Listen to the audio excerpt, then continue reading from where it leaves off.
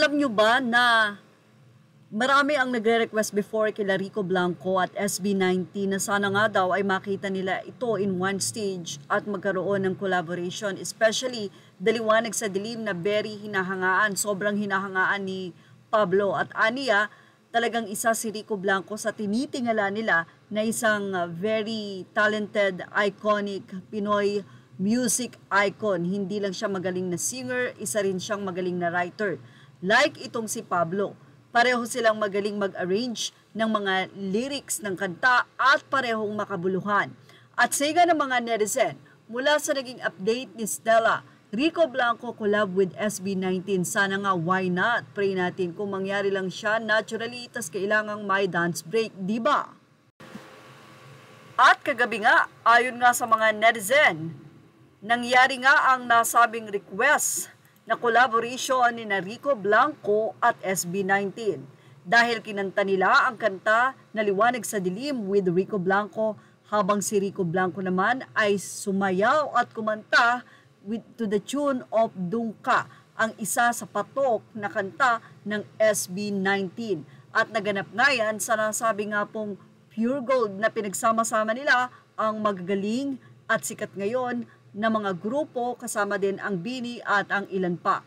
Marami ang natuwa sa collaboration nila Rico Blanco at nitong SB19 at ayon nga sa mga netizen, napakagaling pa rin daw ng isang Rico Blanco at tunay na iconic dahil hindi lang siya nakipagsabayan sa kanta sa mga bagets na SB19, kundi nakapagsabayan din siya sa sayaw. Hindi talaga nagpatalo ang isang chorix. So marami nga mga netizen ang ngayon ay nagsasabi na hindi na raw SB19 kundi SB20.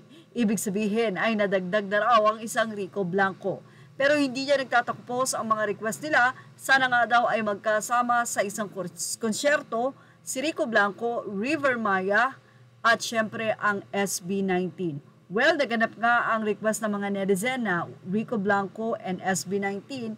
How much more na ngayon nga ay nakita na ang kanilang magaling na performance. So marami na nga talagang nakaka-collaborate ang SB19 at kahit nga sino ang itapat ng mga singer, talaga namang nagiging maganda ang resulta. Nakakatuwa rin sila Ken at Josh matapos ang kanta ay yumukod kay sila'y nagbigay galang dito kay Rico Blanco bilang syempre iginagalang nila ito as ahead sa kanila bilang matagal na ito sa music industry.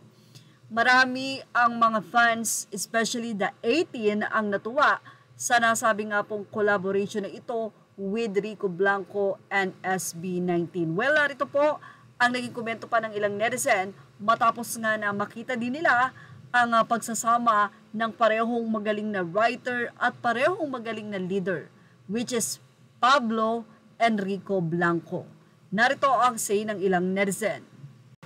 Well, say nga ng mga netizen, iba talaga nagagawa ng manifestation at perseverance. Lahat ng nabanggit dito nagkatotoo. Say naman nila, super galing surprise collaboration SB19 at RB Goosebumps sa LSD and galing ng Dungka Dance Break.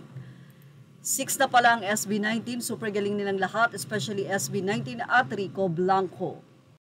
Well, ano ang masasay nyo sa collaboration na ito ni Rico Blanco at SB19? Ilagay na ang inyong opinion sa ating comment section. Images are all credit to the rightful owners. Thank you for watching Showbiz Now.